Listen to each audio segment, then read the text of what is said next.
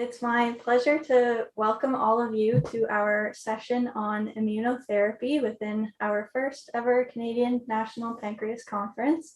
I hope you've enjoyed sessions that have gone on previously last night and today. And I'll jump right in. We've got two really speakers for this session, Dr. Gregory Beatty and Dr. Jeanette Boudreau. Dr. Beatty graduated in 1995 from Bucknell University with a BS in chemical engineering. He then continued his studies at the University of Pennsylvania, where he received a PhD in immunology in 2000. After his graduate studies, he went on to complete his medical training and received an MD from the University of Pennsylvania in 2004. He completed a residency in internal medicine and a fellowship in medical oncology at the Hospital of the University of Pennsylvania. In 2012, he joined the faculty at the University of Pennsylvania as Assistant Professor of Medicine in the Division of Hematology Oncology. And we also have Dr. Jeanette Boudreau, who received her PhD from McMaster University and completed postdoctoral training at Memorial Sloan Kettering Cancer Center. Dr. Boudreau's laboratory focuses on human natural killer cells as indicators and tools for cancer immunotherapy.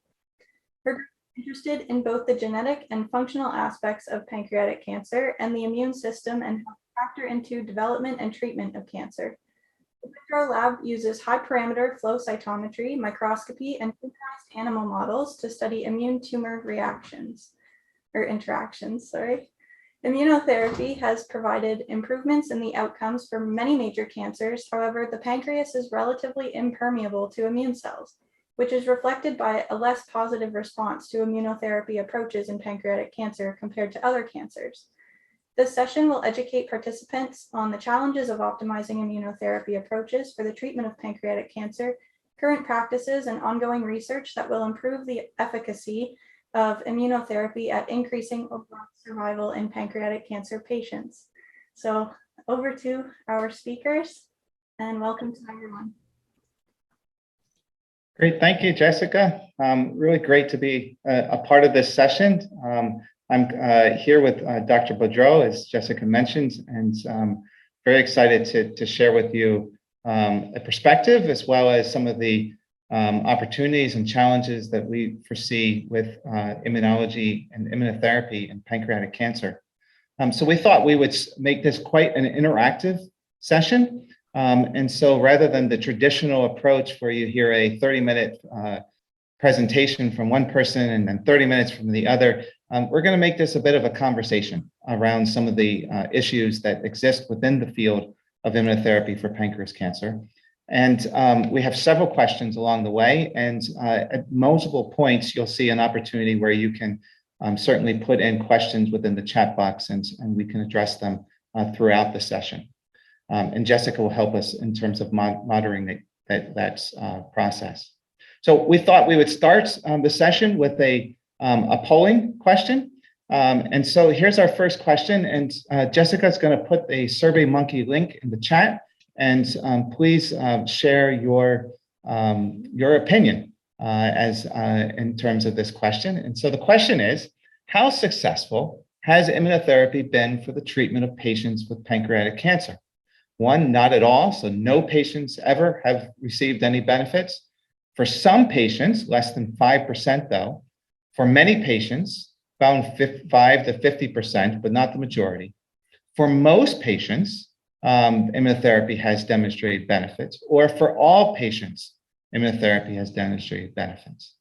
So please click on the link in the chat and enter your opinion on this, your answer, and we will come back and see where the audience lies with this. We have 24 participants on the line, so that's fantastic. Thank you for joining. So we'll start as you're thinking through what your answer is going to be.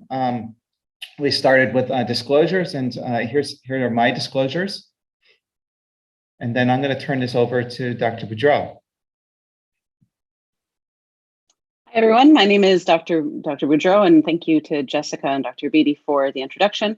I also have some disclosures, and they're sitting right here, and we can sort of go to the next slide and talk about the goals of the session, and then we'll circle back to the poll. The goals that we had as we were setting this up were to discuss the challenges of why immunotherapeutic approaches for pancreatic cancer are more challenging and have been more challenging to develop than those for other cancers. Summarize the current research bringing immunotherapy to the pancreatic cancer table, including its relevance in surgical approaches, and to identify where the immunotherapeutic options would be the most promising approach for patients with pancreatic cancer. Next slide. We're ready. You're muted. So as we think about immunotherapy and the immune system and its use for cancer, the immune system comes with several unique features that are not available through just normal therapeutics. The first is that the immune system is already set up to recognize a large array of proteins and antigens. And this diversity is present within both the T cells, the lymphocyte population, as well as antibodies produced by B cells. And so the immune system really offers an opportunity for personalized medicine, given this diversity and specificity that it embodies. Another unique feature of the immune system is that its ability to expand quite rapidly. So when lymphocytes see an antigen, they respond to it by becoming activated and then proliferating and expanding. And this kind of gives the concept of a living drug. And in particular, this is how we think about vaccines in general. The hope is that any insult that the immune system sees will lead to a memory response, such that if the immune system were to encounter that same antigen or insult again, it would remember much quicker and be able to respond to it in a productive way. The challenges, though that exist there, are the appropriateness and tolerance that the immune system has to obey. And this is particularly important because not all antigens and particularly pathogens invoke an immune response that is the same. Helminths are much different than bacteria and viruses. And tolerance is quite important in this regard because we don't want the immune system to inadvertently start to react against host tissue or normal tissue, leading to autoimmune disease. And so the immune system has this quite difficult challenge of maintaining balance and whether or not it becomes activated or whether or not it wants to be suppressed. Now, all that said, these basic immunological principles lead into some of the elements of cancer immunotherapy. And these concepts were originally thought through in the early 1950s, that the immune system might actually be around in our body as a means to survey for malignant cell transformation. And it's certainly true that T cells, when they're present within tumors, that almost invariably associates with a favorable prognosis. And we've learned through the new immunotherapy age here that T cells can be activated and lead to productive immune responses in patients. This is challenged by the fact that inflammation is also a driver of cancer progression and can support immune evasion. And so again, it's the balance of how the immune system responds to cancer. And that's because of the fact that the immune system is quite pliable. It can either take on a form that's either pro-tumor or it can take on a form that's anti-tumor. And there are multiple immune regulatory molecules that are in place to help maintain this checkpoint, essentially. And some of those are clearly checkpoints, CTLA-4 and PD-1. But we've learned that there are probably many other tolerance mechanisms that are at play that the cancer uses to try to subvert the immune system. So the immune system has nonetheless been identified over the last decade as an attractive target for cancer. And this revolves around this immune surveillance hypothesis. We know that patients, some of them do respond to immunotherapy, although most do not. And this is particularly the case for patients with pancreatic cancer. That said, overcoming this hurdle really requires a deep understanding of the science that's is involved in these mechanisms of response and resistance to immunotherapy, and clinical trials are nonetheless fundamental to making immunotherapy a viable option for patients with pancreas cancer. So I borrowed this slide from a class that I teach, and it's a little bit busier than I normally would have, but I think it's actually really informative. And I think there's a lot that can be learned about how to approach treating cancer, including pancreas cancer, by studying the natural history of what's happening as a tumor is forming. And so this isn't something I invented. This is fairly famous in the immunology field. And this is a process that's referred to as immunoediting. And it's thought that the development of a cancer happens in 3 phases that are sort of continuous and evolving together. In the first stage, it's not even really a cancer. This is the elimination phase where the immune system is able to see that something has gone awry with a potential cell, maybe it's some DNA damage or some other insult.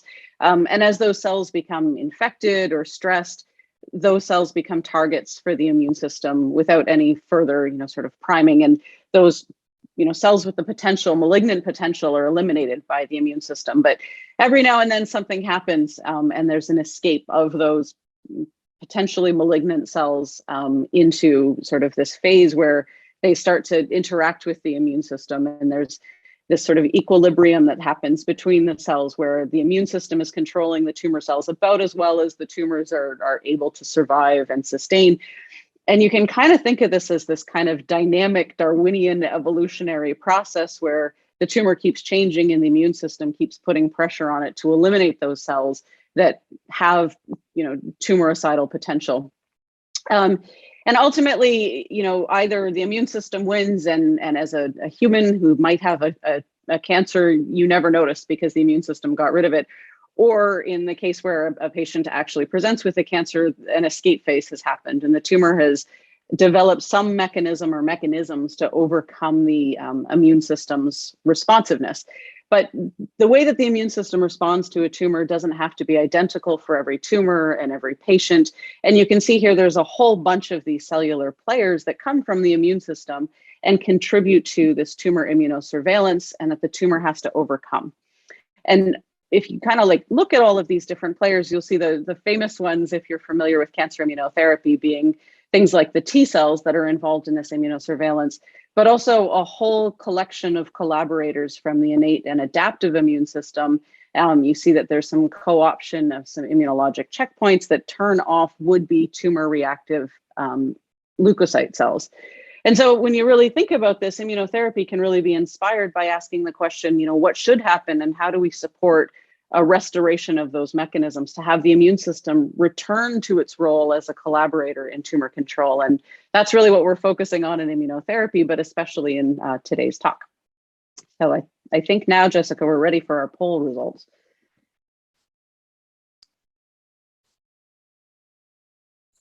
Or we can go to the next. I'm just going to click refresh on the survey.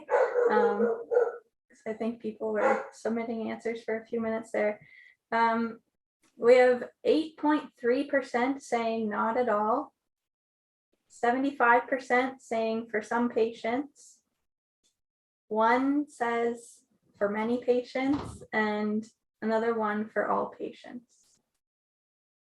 So the vast majority is saying for some patients. So Dr. Boudreau and I also took this question, and we felt that for some patients, and we'll explain to you exactly who we think those patients are through the rest of this this talk. So I think that Dr. Boudreau, that how do we given the fact that it looks like most of the audience, and we agree that immunotherapy has not yet been successful for most patients.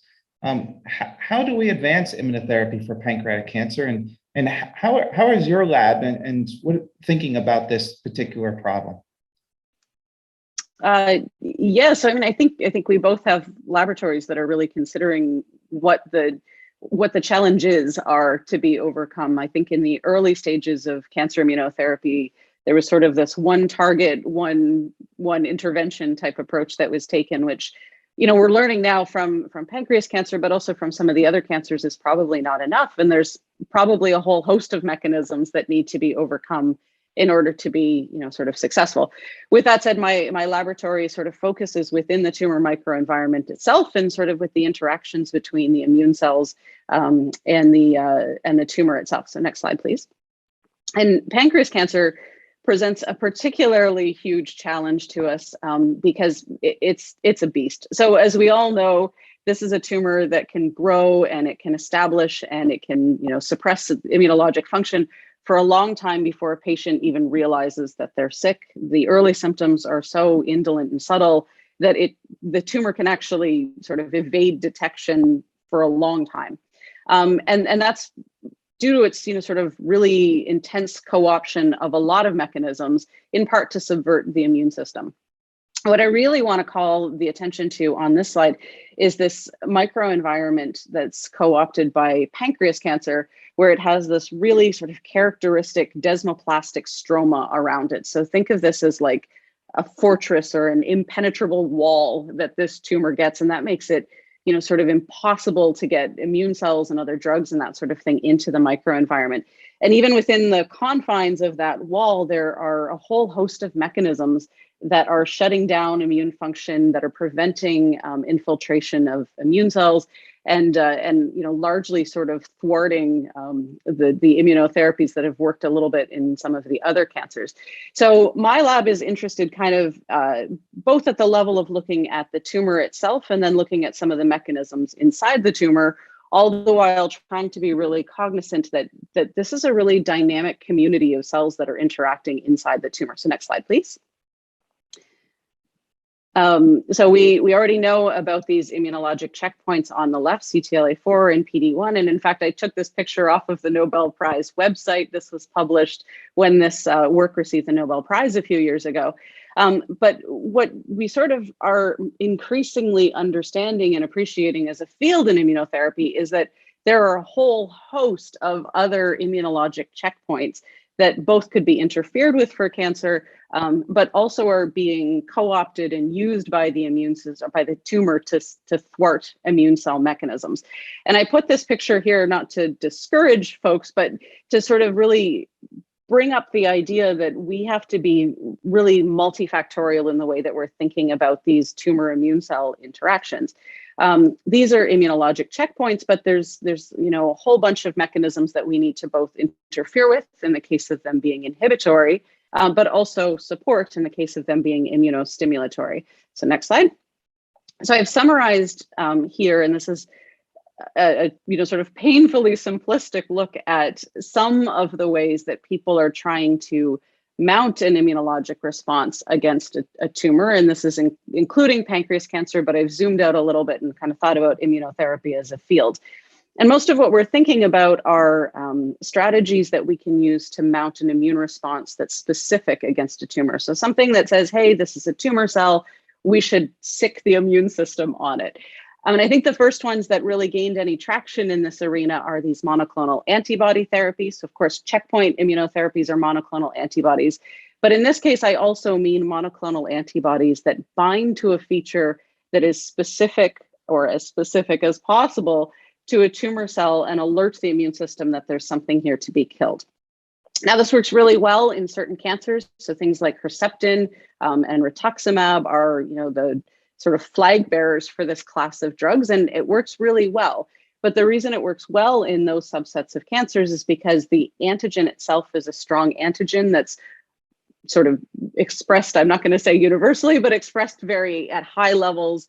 The antibodies are good and they're able to sort of detect those, but we don't have those antigens for everything. And we don't have great antigens for pancreas cancer yet that allow us to go after the tumor without damaging healthy normal tissue. So those therapies can work well, but we really do need to identify those tumor-specific antigens. And like I say, there's this constant evolution and co-interaction between the immune system and the tumor that when you target these specific antigens, you put pressure on the tumor that leads to the outgrowth of cells that don't have that target. So there's always this risk that you're sort of driving the evolution of the tumor, which is not to say that we should stay away from them, but we should be aware of this and make sure that our therapies are targeting that in a meaningful way. So if I move down to the next row, we've got the bikes and the trikes and the bites. Nope, sorry. And these are sort of second generation or built on the success of the monoclonal antibody therapies. But now what these are doing is they're trying to increase the specificity between the tumor and immune cell interactions. So when you see a T, those are T cell engagers. When you see a K, those are killer engagers. And the bis and the tris are just tris and bispecific. So imagine having an antibody that instead of just binding directly to the tumor and then sort of hopes to bring in an immunologic cell that's interested in that antibody, these are sort of bispecific or trispecific molecules that can grab onto the tumor, but also grab onto effector cells and bring them in together. So they're a little bit better in the sense that they can, activate cells, and they can do so in a more specific and controlled way, but they still depend on identifying really good tumor-specific antigens. And they rely on the availability of immune cells that might be in the tumor microenvironment and may or may not be present and available for that work. And of course, checkpoint blockade, I'll sort of gloss over this one quickly, but checkpoint blockade are those CTLA4s and anti-PD1, PD-L1s, and all the up-and-comers. And the goal of these is to really take the brakes off of the immune response. So these checkpoints exist naturally because we want to be able to control the extent of an immune response. You wouldn't want to have an overblown immune response to a virus, for example. And once the virus is gone, you want to be able to reel that T cell or NK cell response back in again. And so checkpoints are really just something that the tumor has co-opted. It happens in natural biology and it gives the tumor an advantage. So if we can block those immunologic checkpoints, we might be able to, reactivate and reinvigorate the lymphocytes to do their job in killing. But of course, if you take away those checkpoints, you risk autoimmunity. So these aren't without their challenges. And one of the biggest challenges that's emerging from these checkpoint therapies is that patients that are relapsing after initially successful checkpoints are losing expression of this molecule called MHC class I, which is absolutely critical for T cell mediated recognition of the tumor. And when you lose that, you sort of globally cripple T cell responses. So, another sort of trade-off that you have. So you might say, okay, well, let's engineer our way out of that box. And we do that with these CAR T cells. And these are just T cells that have been engineered with a chimeric antigen receptor. So something that can go after one of those specific antigens and is independent of MHC targeting and can be very, very powerful. So these are T cells that can be armored in a way that they are relatively impervious to being shut down. And they work great in some types of cancers, but they're expensive. It's time consuming to make them. And especially of note in the Canadian healthcare system, this makes it challenging, not impossible, but challenging to roll these out. And of course, they have these very severe side effects, which I always kind of hesitate when I say that, because although they're severe, they're manageable. And so while a patient is about to have a horrible week in the ICU, a good, strong side effect profile is actually a beneficial thing. It means it's working. I'm going to keep working down my table and call out now the oncolytic viruses and the cancer vaccines. So you've heard me say a number of times now that the tumor microenvironment is immunosuppressive and maybe we don't have immune cells there. Well, one of the ways to break down that immunosuppressive nature is to send in something that inflames the tumor or activates the immune system against it. And this is the domain of these oncolytic viruses. So as a trade-off for a development of a tumor and an ability to evade the immune system, cancers often downregulate some of the protective mechanisms that they have against things like virus infections, because those make them more invisible to the immune system. But if you put a virus into the tumor, you can have a virus that will sort of more preferentially infect tumor cells, but also induce an inflammatory response. So to the immune system, this looks like an infection, and this is a call to action to the immune system. And that can be a great way to get the immune system kind of reactive. And then the hope is that, while the immune cells are there and they're in this kind of permissive environment, that that they start turning their attention back to the tumor that they should be killing. And to help them along the way, some of these oncolytic viruses and even a separate class of vaccines have started to encode antigens that prime an immune response against the tumor while they're at it. And these are showing some really good promise, including in pancreas cancer. I've got a couple more at the bottom and then we'll jump to the next slide. And these ones are really near and dear to my own heart. These are cell therapies that are based on a different type of lymphocyte called the natural killer cell. And these are just like T cells capable of killing in a direct way, but they also have important roles in antibody-dependent cellular cytotoxicity. So they're important in those monoclonal antibody therapies. And they are independent of MHC-mediated recognition. In fact, they see MHC class 1 as a signal for inhibition. So the lack of MHC, which happens sometimes in tumors, is actually a go signal to an NK cell.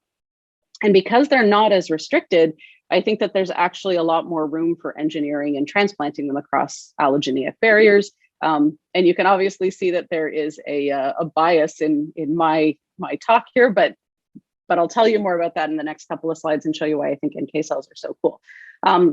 I'll just point out that these are now being engineered with those same chimeric antigen receptors that are so promising in T cells. And so far, although it's been a very limited number of studies, they're showing good efficacy and smaller side effects compared to the T cells. So next slide, please. And so here's kind of my slide about NK cells. So I like to think about NK cells as the Swiss Army knife of the immune system. So if you're familiar with T cell biology, you know that they have this T cell receptor that really governs what a T cell is able to see and do. And that is an exquisitely antigen specific T cell, and it allows it to go out and snipe exactly what the challenged cell is. And in the case of something like a virus infection, this makes sense. It can be really sensitive and it can be really, really specific about what it's going after. That's not what an NK cell does. An NK cell instead has a whole bunch of tools that it can pull out of its tool chest and calibrate an immune response against things that happen when a cell is stressed. And so, I mean, that's sort of a purposely vague statement, but I do it on purpose. So the natural role of these natural killer cells is to patrol the tissues and look for things that have just gone off, right? So maybe the cell is old, maybe it's got some DNA damage, maybe it's just kind of not able to control expression of the inhibitory molecules anymore. And all of those are go signals for NK cells. But not all the NK cells are the same. Not all the NK cells have pulled the same tools out of the Swiss Army knife, but they can use them in collaboration. So you can have a screwdriver and a bottle opener at the same time if you're trying to build that bookshelf from IKEA, for example. And so I think if we can get those configurations right, we can have an NK cell population that can be either on its own, a great responder against cancers, including pancreas cancer, or a really great collaborator in these CAR NK cell based approaches where all of the redundancies of the NK cell recognition program can be coupled with the specificity of a chimeric antigen receptor to give us a cell that's a lot harder to run away from if you're a tumor that's evolving. So next slide, please. A couple of quick things to show you how my lab approaches science. So I am a PhD scientist. I trained on mouse biology, and then I did a postdoc on human biology, and I come at research from a position of hematopoiesis and hematopoietic malignancy, where there's been much more success in immunotherapy than there has been in these hard to treat cancers. And one of the important tools that we use in my lab is something we call a humanized mouse model. So this is a mouse model that's devoid of a mouse adaptive immune system, so no T cells, B cells, or NK cells. And into this mouse system, we can make avatars of patients with human pancreas cancer, and we can transplant in human immune cells that function properly in the environment because we've toggled things to make them work there. What you're seeing in panel B there is just my proof of this work. And actually by this work, I mean Stacey's work, and she's on this call too. She's a PhD student. And what she's managed to do is get it so that the NK cells can be autonomously kept alive and proliferate in these mice. And she's done that with this cytokine that's often used in clinical trials to support immune cell function, called IL-15. So of course, we're calling this autonomous because I misspelled it one day and thought that was genius. And if you look over on the right of the slide in panel C and D, you can see that this actually has some traction. So take a look at that black line. The higher these lines climb on this graph, the more the tumor has grown. And you can see that the control that didn't get any NK cells just proceeded in its tumor growth. But when Stacey started implanting NK cells, so the blue line, the red line, and the green line, you see that you get tumor growth. And the tumor growth is proportionate to the number of NK cells that she gives to these mice. And if you're a histology fan, you can look in the panel below and see that in the NK cell groups, that tumor, including, look at that thick stroma there, is all being obliterated. And if you were to zoom in on here, you would see not only NK cells, but other mouse leukocytes coming in to help finish the job. So this isn't a specific experiment. This is kind of a bulk NK cell experiment, but we think if we can get the Swiss Army knife configured right, we'll be able to actually make this even stronger. So next slide, please. This is our other favorite tool in the lab, and this is a process that we use to look at primary patient samples. So one of the Achilles heels of mouse cell biology and mouse cell tumors is that they're highly selected, they're very uniform, which makes them easy to study, but that also probably falls short of representing the actual patient, sort of population. And if we take the tumors out and we grind them up and we run them through a flow cytometer, which lets us do a single cell analysis, we lose all the information about who's close to whom and how cells might be interacting. So to overcome that and complement that, we have this immunohistochemistry fluorescence setup that we can do, and we can stain up to 9 different features of the tumor at the same time. So this lets us look at things like the stroma and the tumor epithelium and all the immune cells and how they're interacting. And next slide, please. And with this, we can actually build computational algorithms that let us ask questions about where immune cells are and who they're interacting with. So you can imagine there's lots of cells in a tumor, and I'm just showing you something that we've actually done in ovarian cancer, but we're working this up with pancreas now, where we can program the computer to actually do the work for us. And so what we've done here is we've taken a picture of the cell and we've segmented out the tumor stroma and the tumor epithelium. We've identified all the different cell subpopulations based on the markers that they have. And then we've just asked the computer to enumerate them for us and put geotags on them. And with this, we're able to draw conclusions about the cell types that might be, first of all, present in the tumor, which gives us an idea of, what the ask is, right? Do we need a checkpoint, or do we need an oncolytic, or do we need a vaccine? But also sort of who might be there interacting with both in a supportive way and in an inhibitory way. Next slide, please. But that's, I said we can go up to 9 colors, and that's, painfully not enough when you're studying these Swiss Army knives. We've got about 40 things we care about, and that's just on the NK cells.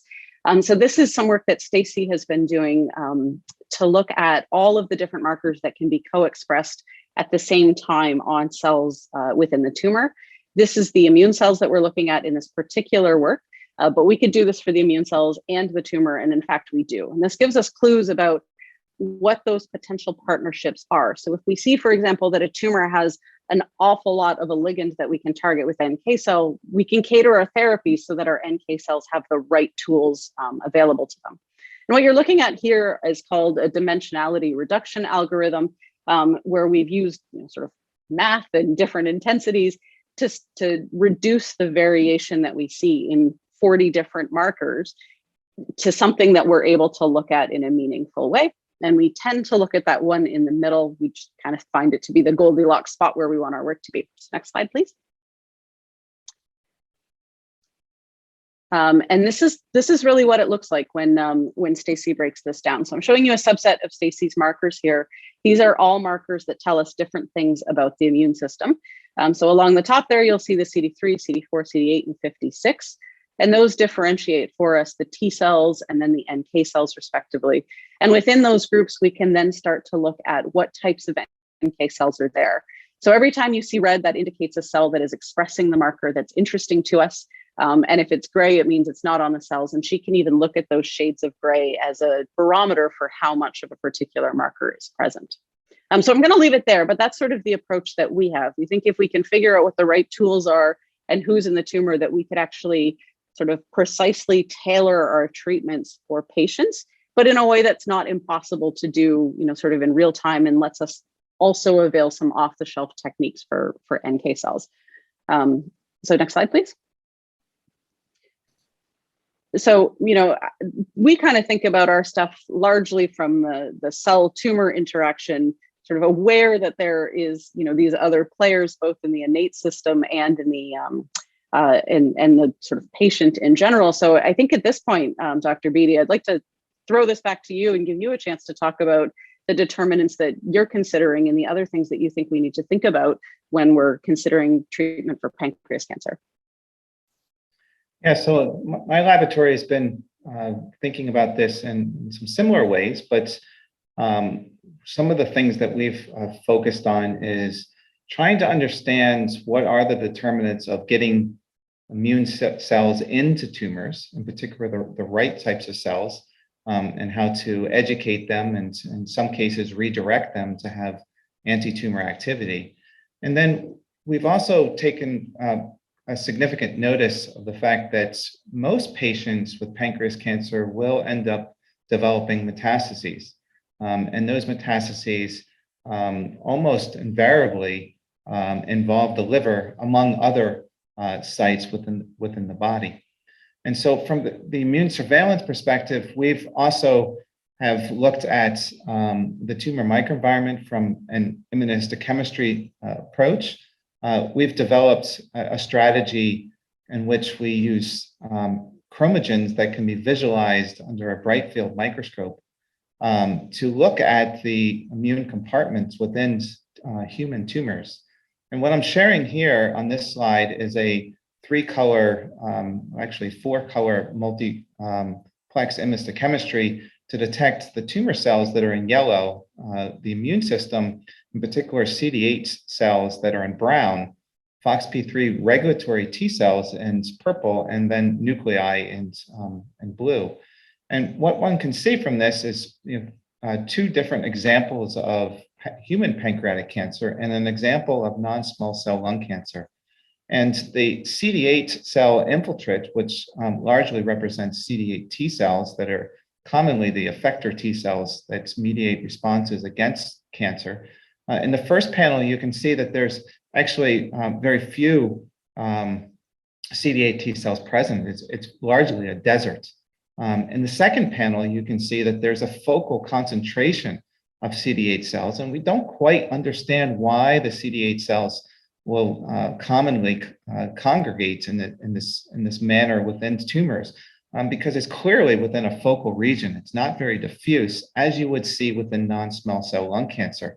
And notably, non-small cell lung cancer is one of the example tumors that has been responsive to immunotherapy. Small cell lung cancer also will commonly express PD-L1 expression.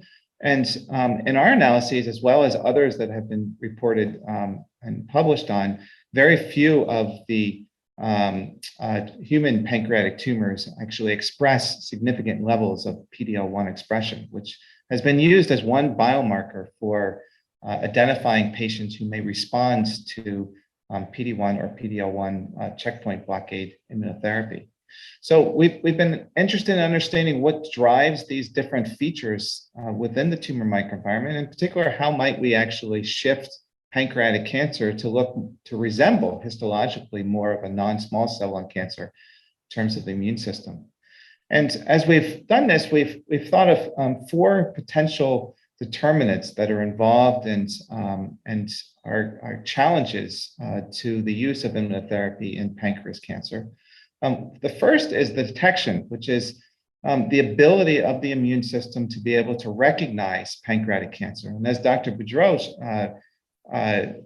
commented on, pancreatic cancer is largely a cancer that has very few antigens or proteins that are recognized as foreign by the immune system. And so it largely goes under cloak or invisible. And so that creates a challenge to the immune system. Of course, we talked early on in this session about the fact that the type of immune response that one has against cancer is quite important. And inflammation or pancreatitis is a driver of pancreatic cancer. It can be an accelerator. And so we have largely thought about ways in which to redirect that inflammatory response or to remove it. And allow for a productive anti-tumor immune response to enter. But within the tumor microenvironment, there's this quite significant fibrotic reaction. There can be hypoxia there due to the poor vascularity that pancreatic cancer is noted for. And that microenvironment actually creates a hostile neighborhood for the immune system. And can be depleted in many of the nutrients that are needed for the immune system to be productive.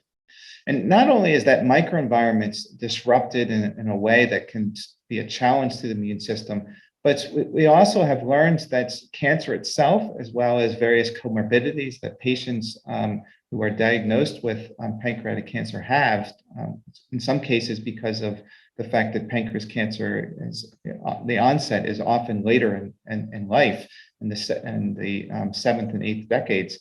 The host's fitness in terms of the immune system can also be quite compromised.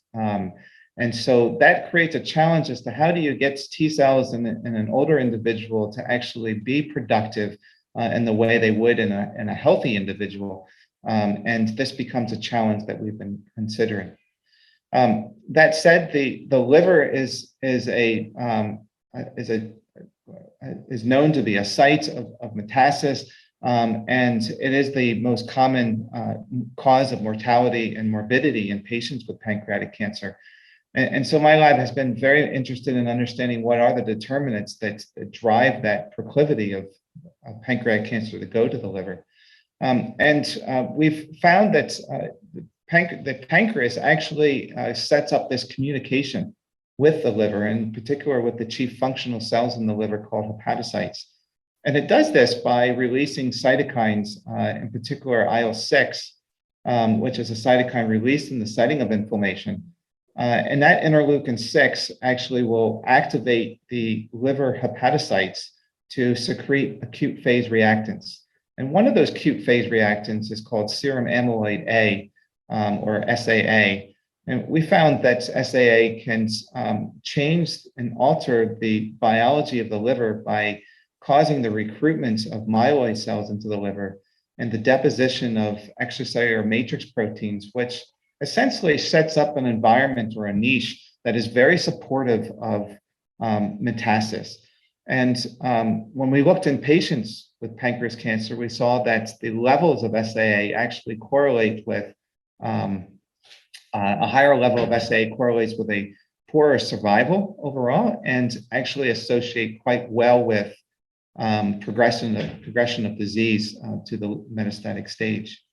And so one of the things that we've been thinking about quite significantly is if this interaction takes place between pancreas cancer and the liver, how can we disrupt that biology?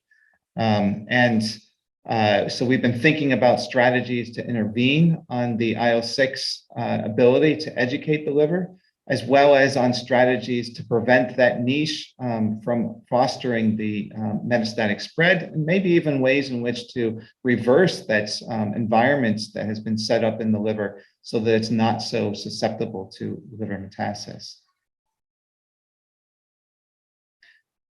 So, Dr. Boudreau, do you want to take us into the next part of this session? Yeah, sure. Thank you. So, with that kind of backdrop, I think between your research group, Dr. Beatty, and mine, I think we cover a big spectrum of the way people are thinking about immunotherapy for pancreas cancer.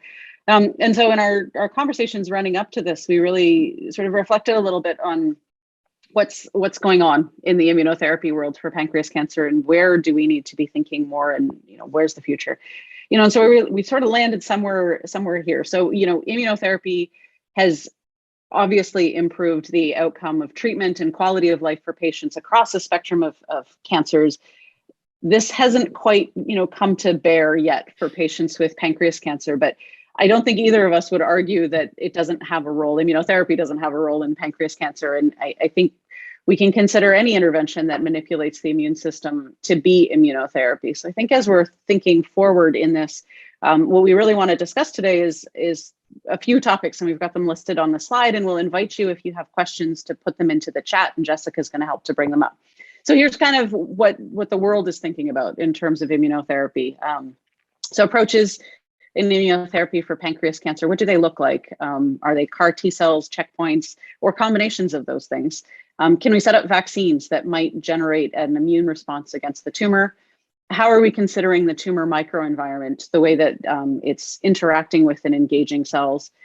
Are there different groups of pancreas cancer that we need to be thinking about so we can treat them more specifically? And finally, how do we get immunotherapy into patients with pancreatic cancer in a meaningful way? So maybe we'll start here. We'll start with the immunotherapy approaches for pancreatic cancer. And maybe Dr. Beatty, you can walk us through some of the trials that have happened so far and the outcomes of those. Yeah, absolutely. So this has been an effort that's been going on for quite some time. If you look back to 2010, when ipilimumab, the drug that targets C2A4, one of the immune checkpoints that was first identified in cancer, it was tested in patients with pancreatic cancer, and unfortunately didn't, in a trial of about a little over 20 patients, there really wasn't any benefit seen. As you will know, that's the PD-1, PD-L1 pathway was next to be identified, and therapeutics to intervene on that pathway were identified. And in 2012, there was a report looking at PD-L1 in a small group of patients, and really no benefit there, despite activity starting to be seen in other cancers. The idea was also to try to use vaccines. And there have been a number of vaccines at this point, whether they're peptide-based vaccines, to whole tumor autologous vaccines, and other bacterial vaccines that have been tested. And unfortunately, we've not seen much benefit with that as a single agent. Chemotherapy has been added to immune checkpoint molecules. So tremelimumab is another example of a C2A4 blocking antibody, and in combination with chemotherapy, there was really no benefit seen. There have been subsequent studies that's, here's a study with cyclophosphamide, a vaccine, and actually 2 vaccines that were used in a prime boost strategy. Some patients may have actually benefited, but we still just don't know who those patients are and how to identify them. Much of these early studies were done in patients who had advanced disease and metastatic disease. And it was thought that perhaps we need to move this treatment strategy forward. And so efforts were done to use actually a whole tumor vaccine whole tumor vaccine strategy in combination with chemotherapy. And really no improved benefit was seen with the vaccine strategy. Chemotherapy was combined with PD-1. We've tried doublets of putting C2A4 and PD-L1 blockade together. There's been efforts to look at cytokines such as IL-10. As we've continued to move forward, unfortunately, the answer continues to be that we haven't found the right combination here with chemotherapy, quite reminiscent of the fact of trying to find that right doublets for gemcitabine for many years before nab-paclitaxel was identified. And so what we've essentially learned at this point in time is that vaccines as monotherapy are really insufficient to trigger productive immune surveillance. We've learned that immune checkpoint blockade as monotherapy and even in combination with chemotherapy lacks activity, except I would say in a small subset of patients that we'll talk about in a bit. We found that the immune response is heterogeneous, it's complex. We do know that T-cell infiltration in surgically resected tumors actually shows rates with a good prognosis. And some preclinical models may be more predictive to helping to identify a successful immunotherapeutic strategy to translate. But the question still remains, how do we leverage the immune system for the treatment of pancreatic cancer?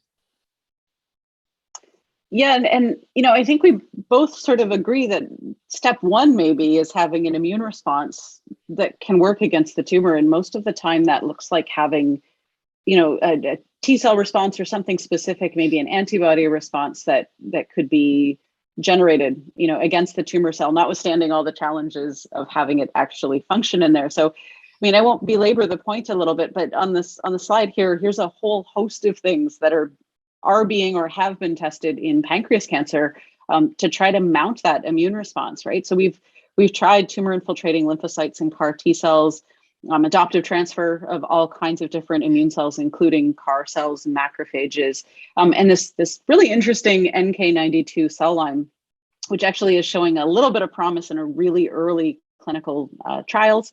Of course, the alternative is to say, hey, there are cells in the tumor microenvironment that are perfectly capable of responding to the tumor, but something's gone wrong, right? The brakes are on, or they're just not active. They're maybe lazy. And so this is really the domain of those checkpoint molecules, but also a whole class of drugs aimed at generating an immune response or helping to support an immune response. And I've put IL-15 here, Alt-803, which is just an IL-18 on, sort of a supercharged, over-engineered version of IL-15. GM-CSF, which of course was a big component of the GVAX vaccines when they were being tested, are all kind of aimed at helping the immune system to, be more supportive and be more active in the pancreas environment. But as you showed, Dr. Beatty, there's challenges. Just even if they're physically close, they might not be close enough, right? Nevertheless, some other options we have are, the antibody and the antibody-like approaches, so the bikes and the trikes. But again, we're still plagued by that question: what is the antigen that we're going to go after? So different studies have tried things like EGFR or mesothelin, which was in some of those vaccines. In fact, the GVAX vaccine just took whole tumor cells and, sort of hoped for the best and vaccinated against those, hoping to kind of have a heterogeneous immune response. And so, maybe there's something there, but we haven't quite landed on the right, what is the right sort of antigen? And this last category, these cancer vaccines, these are, fascinating because, as we've just seen a brilliant example of in the last 2 years, you can develop a vaccine against an infectious disease, and it's a fairly clear path forward. But one of the advantages that the infectious disease folks have is that it's a prophylactic vaccine. So you're trying to prevent infection of something that hasn't yet happened yet. All of those challenges that come with immunosuppression that a tumor brings, as well as the fact that you're trying to target something that is native to the system, add an extra layer of complexity when you're developing vaccines. So different ones in the therapy have to consider, what are the antigens? Can we target something that's novel to the tumor, maybe something that results from the genetic mutations that it takes on board, like a neoantigen? And, is there a way to mount a productive immune response that's not just going to be crippled by the immunosuppression? So maybe that's kind of the domain of the oncolytic vaccines. So this next slide here, this is I call this the kitchen sink experiment, but this is, I think, makes the point better than I can. This is Quilt 88. This is a clinical trial that's coming from a company called NantQuest, who uses that NK92 cell line that I said, sort of a moment ago, might be useful. But if you actually read the parts that I've highlighted, this is their abstract from ASCO at the end of 2019. They've treated 12 patients so far with this just mega combination approach. So they've got an agent in there to reverse the immunosuppressive tumor microenvironment. That's a checkpoint. They try to induce immunogenic cell death. So that's radiotherapy or chemotherapy. Then they give some low dose chemotherapy. Then they give some natural killer cells, and then they give a tumor antigen vaccine, and then they support the entire thing with a super agonist to the cytokine. So they're breaking down immunosuppression, they're mounting an immune response, they're going in there with T cells and NK cells, trying their very best to sort of knock down all of the barriers that exist to a productive immune response. But look at this great news at the bottom here. So these are all patients that were heavily treated prior to being entered into this clinical trial. And they've got 9 out of 12 patients that are actually responding. So they've got some stable disease. And so far at the time of this abstract writing, they've extended overall survival to a little over 8.2 months, which is great compared to historical control subjects. So this is based on this data. They've now expanded out this clinical trial. I haven't seen the results of it. I don't know if you have, but I'm pretty optimistic that maybe there's something that could come of this. But I think this really does go to show you just how much you have to put into this strategy to overcome all of the simultaneous challenges that are happening. Yeah, I think this is where the puzzle comes in, is trying to figure out how do you put these pieces together, right? And how do you intervene on the right pieces in the right sequence? And in addition to NK cells and T cells and such, there are a number of other strategies that are being investigated. And some of these are focusing on that inflammatory response that you see within tumors. The myeloid cells, can you redirect them to actually have anti-tumor activity? Can you recruit the right ones, such as dendritic cells that might be able to incite an immune response? Can you inhibit or deplete the wrong ones that are causing the problems? There's also strategies that are trying to redefine this microenvironment in terms of the nutrients that are there. cancer has, and some of these myeloid cells have a habit of eating up all the good nutrients, such as through the expression of enzymes like IDO, endolamine 2,3 dioxygenase or arginase, which will deplete tryptophan and arginine respectively, that are very important for T cells to be functional. At the same time, when a cancer cell dies, it will release ATP into the extracellular matrix, and that can be metabolized as a result, and it's a normal tolerance mechanism to turn off T cells by producing adenosine levels. And so there's strategies that are being undertaken to try to disrupt that pathway. The matrix there, the fibrotic reaction, many believe that it's actually a barrier to the ability of immune cells to get in. Certainly, it's not just the matrix, it's how it's cross-linked and how cells are able to migrate along and kind of in a Frogger kind of manner, jump from one log to the next in order to get into the microenvironment and get close to a tumor cell. And so ways to remodel that matrix may be quite important.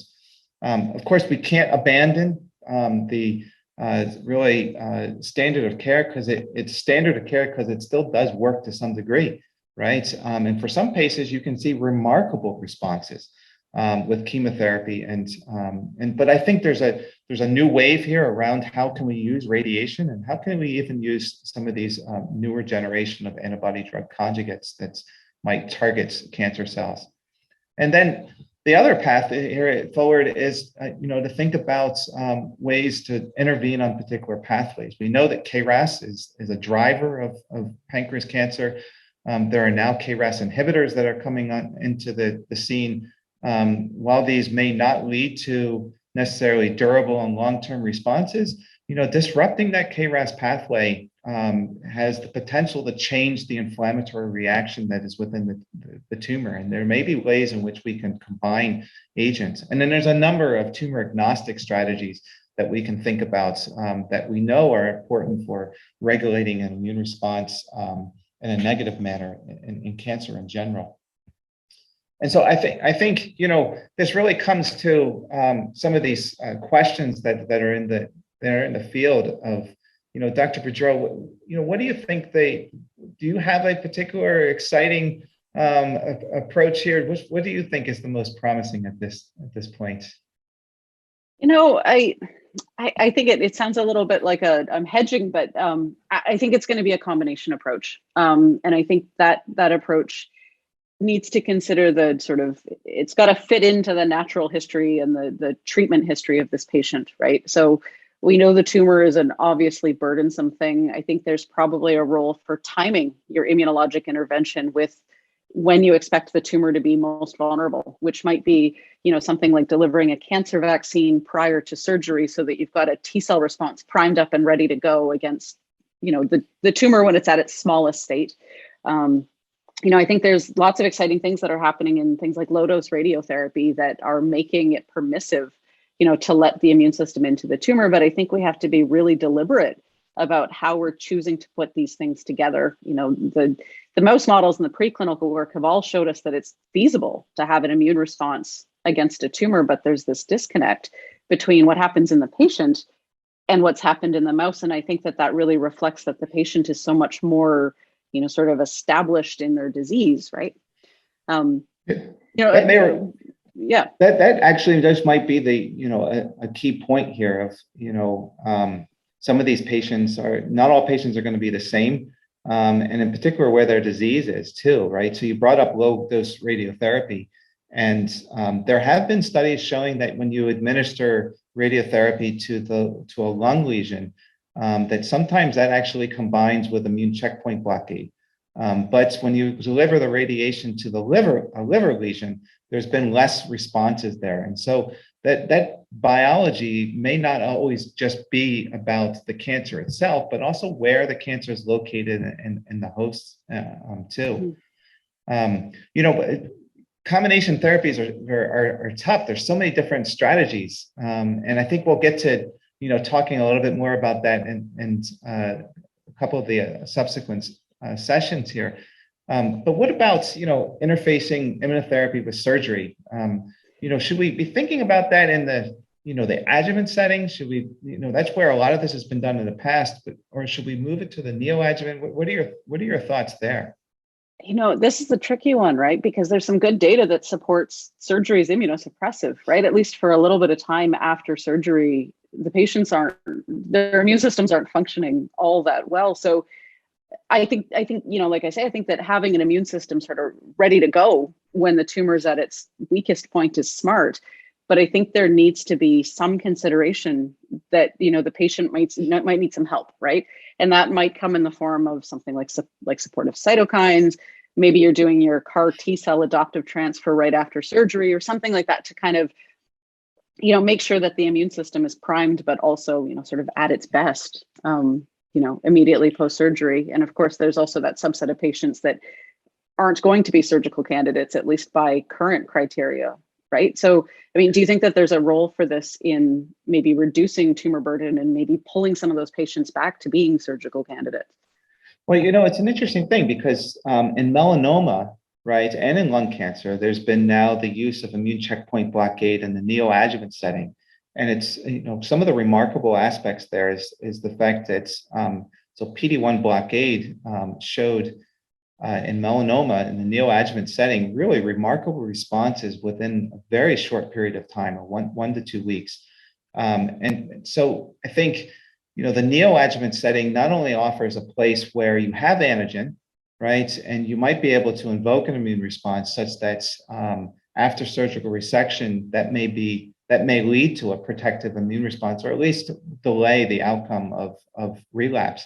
But it also, I think, offers a unique opportunity here to investigate novel immunotherapy combinations because you not just get a small piece of a tumor biopsy, but you can get the bulk of the tumor to be able to look at and see how the immune response at a much larger scale has changed, particularly given the fact that it can be significantly heterogeneous.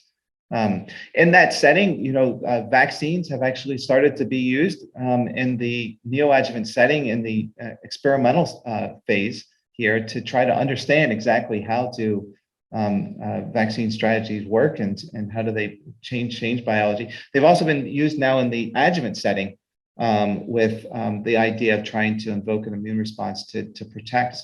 And I wonder if, Dr. Boudreau, if you could talk a little bit more about vaccines and how we're thinking about educating the immune system to recognize pancreatic cancer. Yeah, sure. So this is sort of something I sort of started my career on as a graduate student. I was trying to build vaccines for cancer. And in the old days, we would load them up kind of the same way that we would make a classical vaccine. But as I mentioned, the challenge in cancer, all cancers, but especially pancreatic cancer, is that rather than a prophylactic setting mounting an immune response against a foreign protein in a healthy person, you've got all of these challenges that we have to overcome, right? And I won't belabor the point because I think we've been here, right? And those are, the immunosuppression, the lack of an antigen, whether or not, you can target the whole tumor with one antigen, or you need to consider the heterogeneous nature of the, the tumor itself, and maybe mount a multifactorial type of response. And then, of course, we always have this question of immune exclusion. The ones that we've been looking at so far in pancreas cancer, like I say, have taken a whole tumor, extract and sort of irradiated it so the tumor itself can't grow, but hopefully to cause damage, and then reintroduce that in the context of a vaccine setting, in the context of inflammation, with the hope of generating an immune response against it. Some of the other vaccines have looked at generating responses against like mesothelin or antigens that tend to be sort of overexpressed or inappropriately expressed on pancreas cancer, but they're not antigens that are exclusive to pancreas cancer, and they can happen on other tissues as well. So you're always balancing, mounting an immune response against a tumor versus autoimmunity, where you might be causing, some problems. But I think if we zoom out, and we can go to the next slide. If we zoom out, there's a bunch of, oh, do I not have a platform slide? There, that one. But if we zoom out, there's a bunch of approaches that have been tested, some for pancreas cancer, some for others, and these can be rolled in, and these vaccines, as we've seen, can be easily made. I'll put in my plug that mRNA vaccines have been on the block for 20 years. We worked on these when I was a PhD student, But what's great about them is, now we know that they're globally safe, but also that they can be engineered really quickly. So we can make a vaccine against a patient's tumor if we know what's in that tumor. So there are groups of people that are now looking at pulling off all the antigens that are being presented on the tumor and sort of starting to cater these multi-unit vaccines. So these would look like mRNA vaccines that have 3 or 4 different proteins in them or peptides in them that are catered and tailored to a patient that you can actually do now with some really cool bioinformatics approaches. The kind of more classic ones are things like, re-engineering a virus vector, building a subunit vaccine. These have, the dendritic cells are interesting. The normal role of a dendritic cell is to pick up antigens that are released from cells that are unwell and prime an immune response against them. And they exist in the body to do this. But there's been this sort of, this sort of dip in the favor of dendritic cell vaccines. They were really popular for a while. They had some good outcomes. And then they sort of, fell out of favor because they were hard to make and they were difficult to produce and they only sort of worked. But I'm seeing now a resurgence of those dendritic cell-based vaccines. So maybe instead of mRNA, we could pull DCs out of a patient, load them up with some peptides and mount an immune response that way. And some of my colleagues are using these not for T cell response generation, but to generate responses by natural killer cells, but also some of the invariant T cell populations that are a little bit more conserved person to person. So could you mount a gamma delta response or an NKT cell response that would be useful, sort of in a more global type way?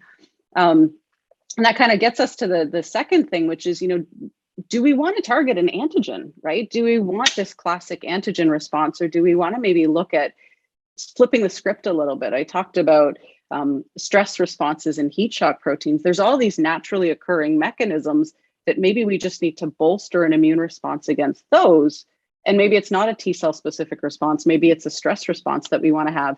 But I will beat my drum all day that I think we probably need all of it. We probably need to, simultaneously generate a specific response and also support, sort of a background response.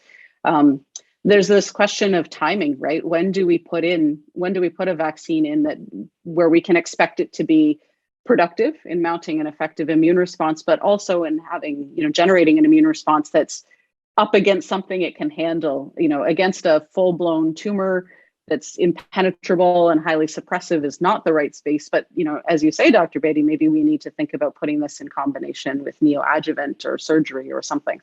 And finally, how do we do this, right? How do we rationalize our combination treatments? I think there's a lot of patients, and obviously patients with pancreas cancer need to be on clinical trials, but how do we make sure that we're doing this in a logical way, right? So rather than just combining everything that we can think of, let's look at the problems and try to solve all the problems systematically. And I think that's going to take us further in the vaccine setting. Yeah, I think this. So I think this leads us into a couple of questions here around how do we educate the immune system, and is the problem with pancreas cancer and immune surveillance, is it a priming issue, right? We think about often this cycle called the cancer immunity cycle, where antigens are released. They have to be presented by antigen presenting cells, the T cells. Those T cells get activated and primed. They have to then infiltrate into tumors and identify the particular tumor cell. And so, is this a problem with priming? What do you think about that? Maybe not, right? There's lots of immune responses that exist. I'm not. Maybe it's a patient-specific thing, because I'm hesitating here because it's not always the case that there's not a T cell response that exists already, right? We've seen this from patients that have benefited from the checkpoint therapies, that they have a pre-existing immune response against their tumor. They just need to unleash it, right? So perhaps it's not a problem of priming in that subset of patients, but I'm not totally convinced that that's the case for every patient. You know what I mean, right? So maybe we do need priming in a subset of patients, and maybe one of the things we need to be looking at more carefully are things like microsatellite stability and mutational burden as a surrogate for T cell, pre-existence. Yeah, I mean, my lab thinks about this in a way that's in that cycle that I was mentioning, it's been called the cancer immunity cycle, that pancreas cancer has successfully derailed multiple steps. And so we don't always know in each patient which steps have been disrupted. But if we start by thinking about first, the priming aspect, getting the T cells primed, getting them activated, then really the next step, I think, becomes, the tumor microenvironments. And how do you get them into the tumor, and what are the barriers that exist there?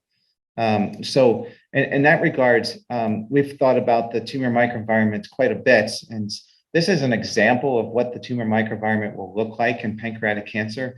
And in this microenvironment, you can see multiple different types of cells that are stained. Some of them are T cells that are in teal. The tumor is in yellow. There's myeloid cells that are in brown.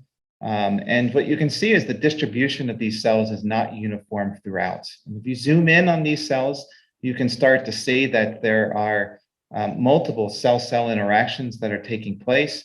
And in particular, one of the things I think you should be able to note is that these teal colored CD8 T cells rarely actually interact with the tumor cells. And so this becomes a real challenge as we're thinking about getting T cells to be efficacious.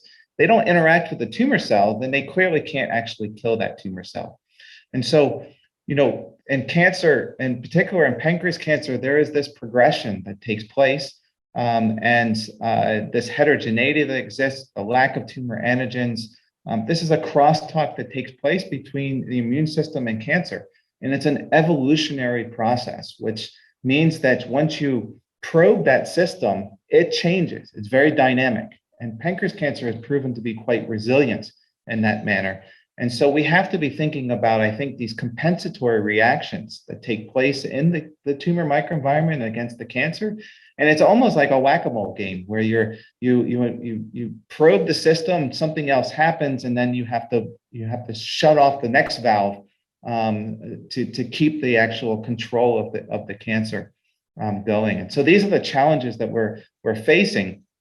And so, and on top of that, the stromal environment, it has been shown to be a barrier to drug delivery, right? And in many respects, I'll take this first question here because there's been a bit of a thought in the field that chemotherapy is impaired in terms of its delivery into tumors because of that stromal microenvironment. And the stromal microenvironment is also a barrier then to the immune system.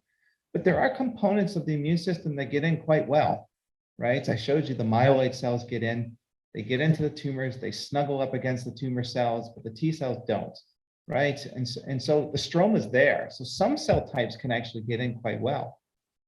Not all chemotherapeutics will get in very well to the tumor. Gemcitabine is the classic example. And it's because there's enzymes within the tumor that prevents those chemotherapeutic drugs from getting there. They get metabolized. And so there's a diffusional barrier that exists that may not be the case for other types of cells or other types of chemotherapy. So, how do we then approach this tumor heterogeneity that exists? I mean, how are you thinking about that, Dr. Boudreau?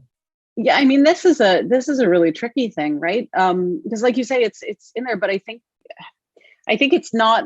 I think it's a mistake to assume that it's all the same. And so I think this is a really good place for the mouse models and the xenografts where we can, and the microscopy, right?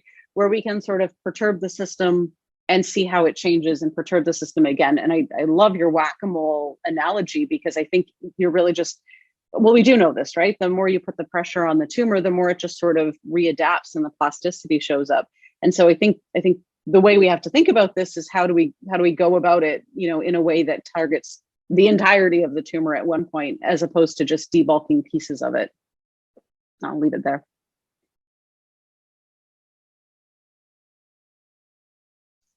You're muted.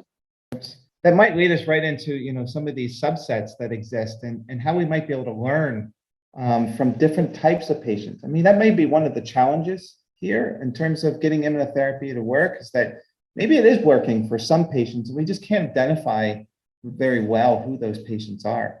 There are a number of vulnerabilities that have been identified in pancreas cancer.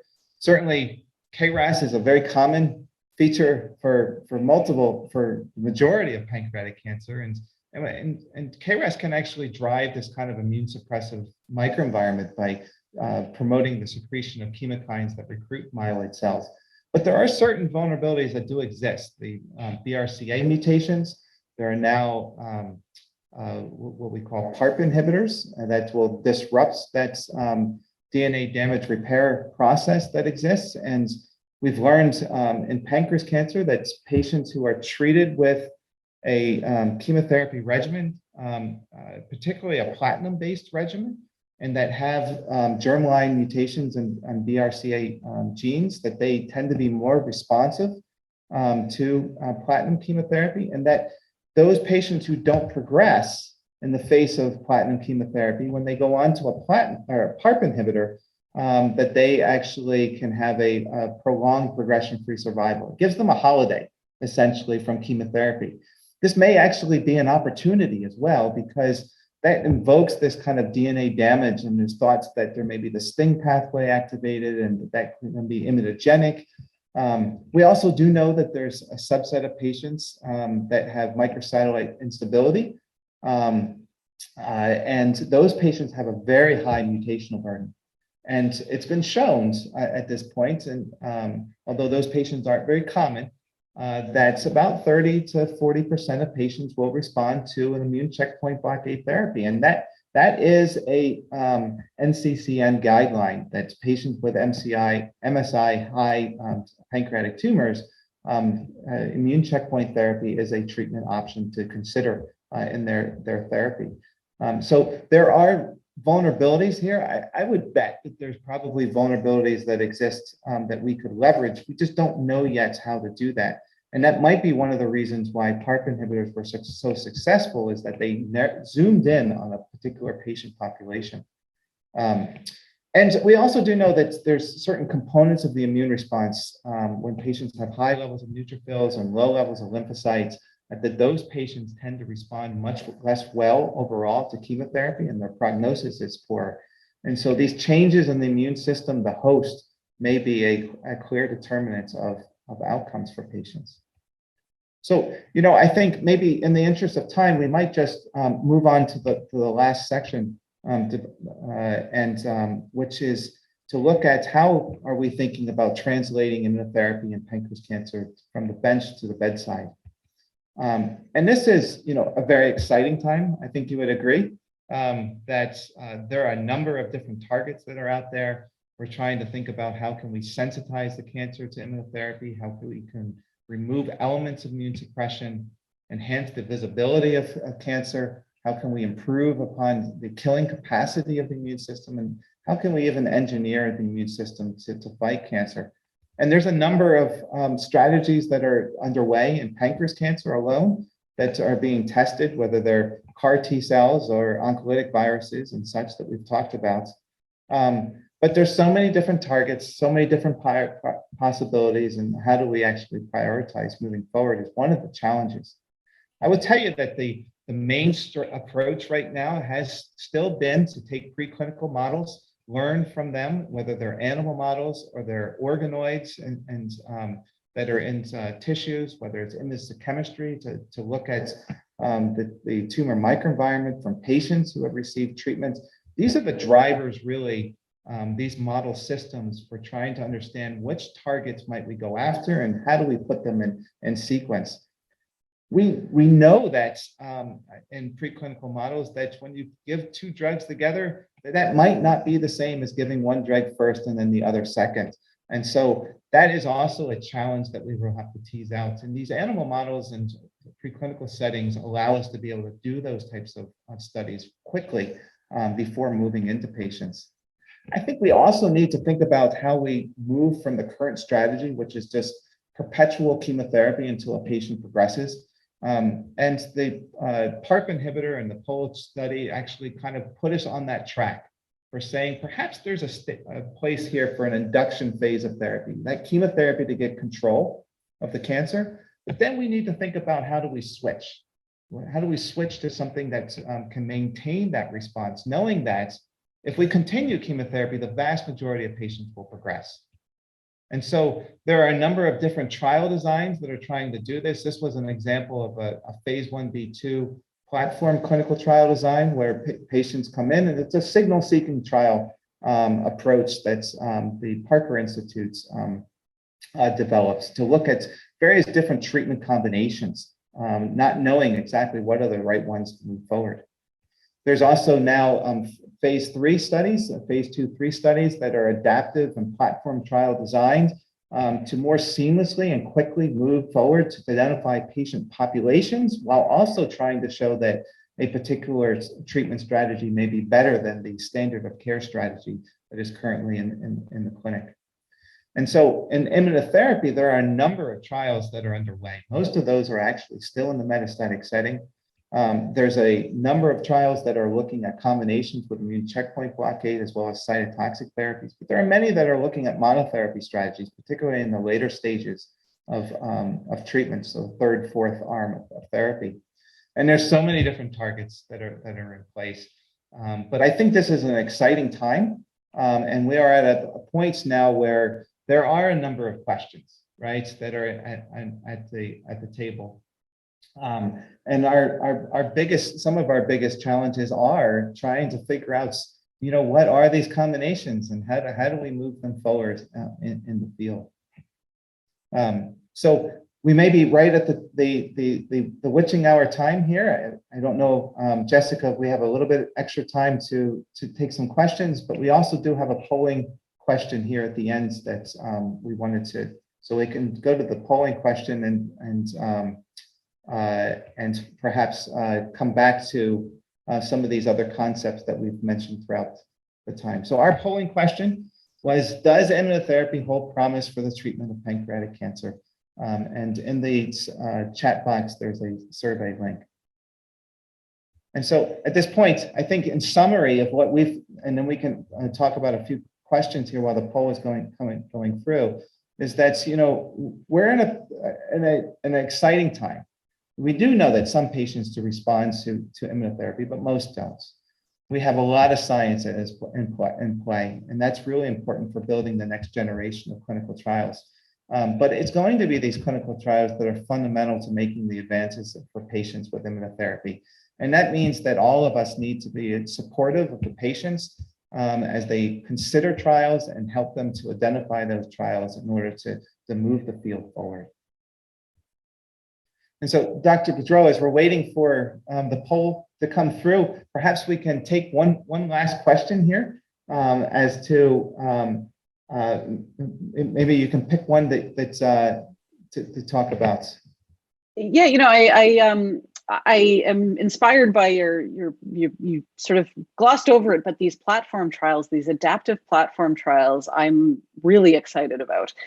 So these are trials where individuals can, they're adaptive, right? So if it's working, you lean in and you sort of escalate on that. And if it's not working, then you adapt and you do something else. So maybe you've got the wrong checkpoint, or maybe you've got the wrong target, but they're much more agile than clinical trials classically have been.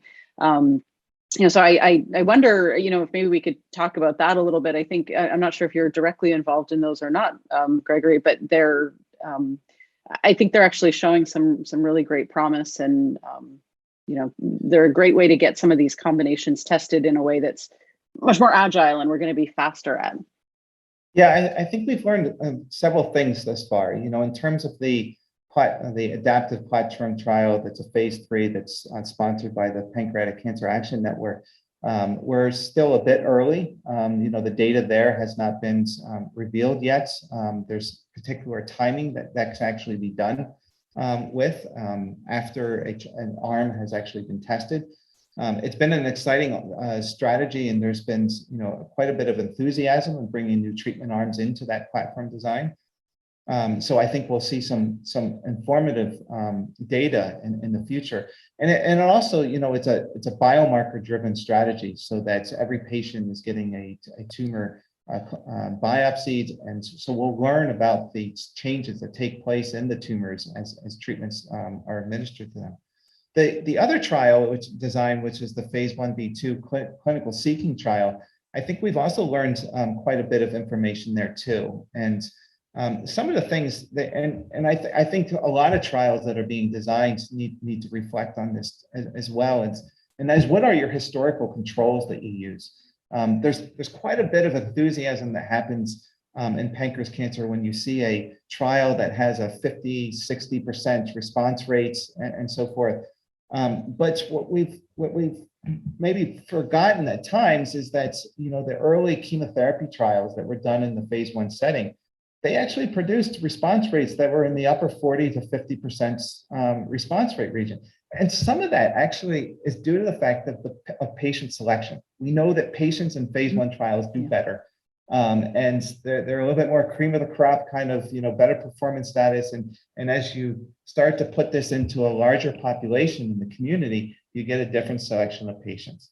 And so that means that the bars that we're using to advance a phase 1, phase 2 clinical trial to the phase 3 setting, I think we have to be very mindful of, you know, what is that signal look like? Is it really a promising signal? Or is it about what it was before, and when do we move it forward, right? We don't want to miss something, because if it's a good hit, we want to move it forward.